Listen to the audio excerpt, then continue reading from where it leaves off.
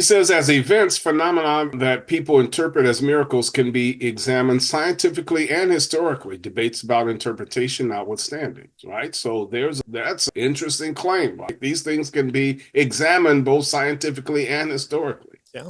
And he says, regardless of causation, a person either did, for instance, recover from a disease or they didn't. And that can be examined, right, scientifically and historically. And although we quite often lack access to information that makes the initial diagnosis certain, we can still take a look at it. Historians, he said, may treat events without expressing certainty about their causes, right? The idea here is that did they recover from a disease, yes or no, right? He says never, and we don't have to look at their causes, but nevertheless, it's also customary in most disciplines to hypothesize about possible causes. You know, disciplines that customarily do this include history and medical science and so forth. Sure. Yeah. So, if we know that a person has a disease and this is easily treatable and we pump them full of drug X and they're supposed to get better because drug X always works for this, well, then they don't get better. Do we just throw up our hands and say, well, this is entirely God's will